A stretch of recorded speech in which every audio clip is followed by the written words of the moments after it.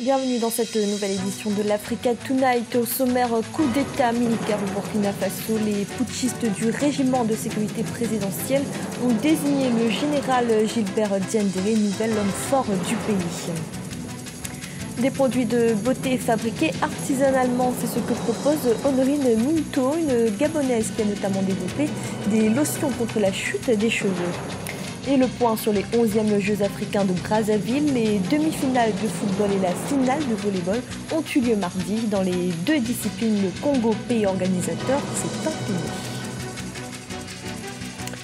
Le général Gilbert Diendéré est donc le nouvel homme fort du Burkina Faso. Les putschistes du régiment de sécurité présidentielle à l'origine du coup d'État militaire l'ont nommé ce jeudi à la tête d'un nouvel organe nommé Conseil national de la démocratie. Deogras Aspodo. Depuis mercredi 16 septembre, la situation politique au Burkina Faso suscite de multiples réactions au sein de l'opinion publique. La décision des soldats du régiment de sécurité présidentielle RSP de dissoudre l'exécutif et de démettre de leurs fonctions le président Michel Kafando et son premier ministre Isaac Zida provoque indignation et mécontentement dans le pays. On vient de lancer malheureusement une déclaration de guerre à l'encontre des citoyens qui sont non armés, mais je pense que le peuple burkinabé n'a pas encore dit son dernier mot. C'est intolérable de supporter une telle situation. Après tout ce qu'on a traversé, après tout ce qui s'est produit, à 3 semaines des élections, c'est difficile de laisser passer une telle chose. Donc on est déterminé et bon voilà, on s'organise. Nous, on appelle à une désobéissance civile profonde au niveau des quartiers. Il faut que nous arrivons à bloquer le pays. Ce n'est pas la majorité du RSP, encore moins celle de l'armée, qui est en train de vouloir s'imposer. Malheureusement, elle est lourdement armée.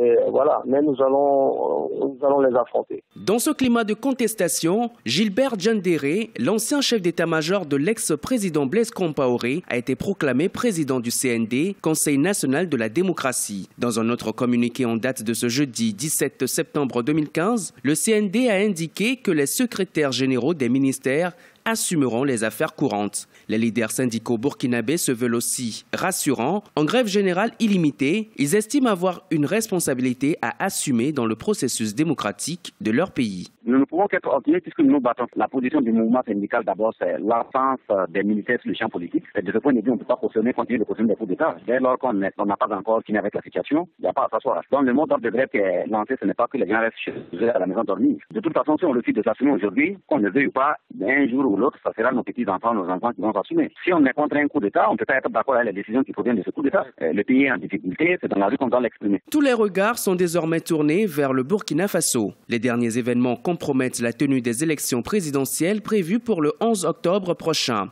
Un couvre-feu a été décrété et les frontières terrestres et aériennes seront fermées jusqu'à nouvel ordre, selon un communiqué du CND. Dans l'actualité également, le Forum Africa se poursuit à Montréal, au Canada. Pour rappel, cette 7e édition est placée sous le thème des investissements et opportunités d'affaires en Afrique, avec comme invité d'honneur le Sénégal. Le résumé de cette journée de jeudi avec notre envoyé spécial Marie-Angèle Touré. Ce jeudi 17 septembre a été marqué par la participation du Premier ministre du Québec, Philippe Couillard, au Forum Africa 2015, ici à Montréal, au Canada. Ce dernier a tenu à rappeler l'approche inédite du Canada vis-à-vis des pays africains, une volonté de tisser des liens forts, des liens dynamiques, des liens structurés. Cette journée du 17 septembre a aussi permis aux participants d'assister à un forum très instructif sur le savoir-faire canadien au service d'une Afrique émergente. Il a été également question de la participation de la Banque nationale du Canada dans le groupe financier NCA. Les deux parties ont chacune exprimé les raisons qui les ont poussées à créer ce partenariat, à prendre cette décision, leurs attentes et leurs stratégies. Plusieurs ministres sénégalais ont également fait le déplacement, on a pu les apercevoir, car le Sénégal est le pays à l'honneur, mis à l'honneur en cette année, en 2015. Et le but de la délégation sénégalaise est de faire connaître le Sénégal, de promouvoir ce pays, d'en dévoiler les atouts et aussi de diversifier les partenaires économiques à travers le monde. Le Forum Africa 2015 se poursuit ici à Montréal et nous vous ferons régulièrement le point sur les événements qui sont mis en avant. En Guinée, plus que quelques semaines avant l'élection présidentielle, le scrutin aura lieu le 11 octobre prochain. 8 candidats sont en lice. Parmi eux, il y a le Dr Faya Lansana Milimono, leader du parti Bloc libéral BL. Son portrait par notre correspondant Emmanuel Milimono. Dr Faya Lansana Milimono, président du Bloc libéral BL, est l'un des 8 candidats au poste de président de la République de Guinée le 11 octobre 2015. Cet ancien élève de l'école normale supérieure de Manéa est titulaire d'une maîtrise et d'un doctorat en administration de l'enseignement au Canada. Faya Milimono rentre au pays à l'occasion de l'élection présidentielle de 2010 en tant que directeur de campagne de la NGR, Nouvelle Génération pour la République. Aujourd'hui candidat du Bloc libéral, il a comme priorité la lutte contre la pauvreté et l'insécurité. Le pouvoir présidentialiste dans lequel nous sommes en train de vivre, qui concentre tous les pouvoirs dans les mains d'une seule personne, doit être démantelé à travers un processus de décentralisation qui nous permette de prendre l'essentiel des pouvoirs du centre vers la périphérie. La rupture sera là et les injustices dont nous avons l'habitude de vivre, les inégalités, l'insécurité, ça sera un passé. Pour Faya Milimono, les problèmes de la Guinée ne relèvent pas de l'incapacité d'un seul homme politique, mais de tout un système qu'il entend remplacer pour concrétiser une rupture totale avec les pratiques qui ont caractérisé la gouvernance du pays depuis son indépendance en 1958. L'intégration sous-régionale, la promotion de l'unité nationale et de l'emploi des jeunes font partie de ses priorités. Je ne viens pas pour remplacer un homme, je viens pour remplacer un système qui a fait échec depuis plus d'un demi-siècle, depuis quasiment l'accession de notre pays à l'indépendance. Les femmes, nous savons qu'elles sont victimes de beaucoup d'injustices dans notre pays. C'est un problème que nous avons exploré depuis quand nous étions jeunes. Nous avons besoin de renforcer la capacité de prise en main des femmes par elles-mêmes. Le candidat du BL s'est dit également préoccupé par la situation des fonctionnaires guinéens, des retraités et des femmes. Il compétit avec 7 autres candidats au scrutin présidentiel prévu le 11 octobre 2015. Parmi ses adversaires, le président de la République sortant, Alpha Condé, candidat à sa propre succession. Rencontre à présent avec Honorine Minto. Cette Gabonaise s'est lancée dans la fabrication de produits de beauté. Elle a notamment développé une gamme de savons et de crèmes destinés à lutter contre la chute des cheveux. Un reportage de notre correspondant Douglas Toutoum. La fabrication artisanale de savonnettes bio et de crèmes anti-chute de cheveux made in Gabon, Honorine Minto en a fait sa spécialité. Fabriqués à base d'huile de palme, de carotte, de beurre de karité ou de citron, les produits d'Honorine permettent de lutter contre les imperfections de la peau. Ils luttent également contre les chutes de cheveux supérieures à 50 et 100 cheveux par jour, considérées par la science comme une pathologie. Ici, on a différentes sortes de produits cosmétiques. On a les crèmes à cheveux anti-chute, anti-cassure, pour éviter les cassures comme les femmes se font tresser. Et les savonnettes. Savonnettes à carotte, c'est pour le teint.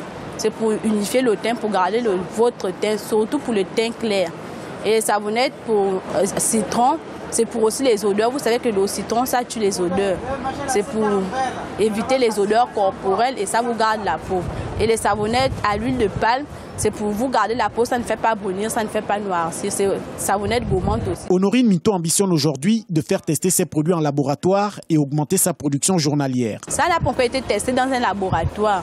Mais nous sommes en projet pour ça, pour vérifier si c'est bon pour la santé aussi. Mais nous-mêmes, on teste, puisque nous-mêmes, on fabrique ça, nous-mêmes, on se lave avec. On n'a pas d'allergie, on ne fait pas d'allergie, on n'attrape pas des boutons. Parce que moi-même, je me lave avec. Pour toutes sortes de peau, c'est pour teint noir, teint mat, teint clair. Honorine Minto a été formée en 2014 à Libreville grâce à une formation initiée par le Festival des Dames. En 2014, cette jeune entrepreneur était économiquement faible. Aujourd'hui, grâce à la vente de ses produits, cette femme s'assume pleinement pour le bonheur de sa famille. Et du sport avec les 11e Jeux africains de Brazzaville. Les demi-finales de football et la finale de volley-ball ont eu lieu mardi. Dans les deux disciplines, le Congo, pays organisateur, s'est incliné. Un reportage de notre correspondant Jacques Amboka. En volley-ball, catégorie masculine, après un très bon parcours, l'équipe du Congo a joué la finale contre l'Algérie. Cette dernière s'est montrée très efficace durant le match et a réussi à battre le pays organisateur par 3-7 contre 1. Pour notre première fois, surtout aux Jeux africains, d'arriver en finale, on s'est battu, on a gagné tous les matchs de phase de poule. Vraiment, c'est une fierté pour nous parce que nous avons remporté au moins la deuxième place. On dit toujours, il y a toujours un vainqueur et un perdant. On a perdu malheureusement. Dans la catégorie masculine de football, l'équipe du Congo est passée à côté de la finale aux 11e Jeux africains de Brazzaville. Dans une rencontre qui s'est jouée ce mardi 15 septembre au stade de Massamba Débat, les 11 de Claude Leroy ont été battus par le Sénégal sous le score de 1-3. Le Congo est donc éliminé de la compétition et le Sénégal qualifié pour la finale. C'est une équipe sénégalaise qui s'est montrée supérieure aujourd'hui, même si on a eu des occasions de revenir à 2-2. Mais bon, il faut quand même se rappeler que c'était notre 4e match en 8 jours. C'est beaucoup pour des jeunes joueurs. Eux, c'était leur 3e en 9 jours. Je crois que ça a fait une énorme différence au niveau physique. La deuxième affiche des demi-finales a opposé l'équipe du Burkina Faso au Nigeria. À l'issue des 90 minutes de la partie, le Burkina a eu raison de son adversaire sous le score de 3-1. L'affiche de la finale est donc connue. Le Sénégal rencontrera le Burkina le 18 septembre 2015. C'était le journal de la rédaction. Merci de l'avoir suivi et retrouvez dans un instant une nouvelle édition de l'information.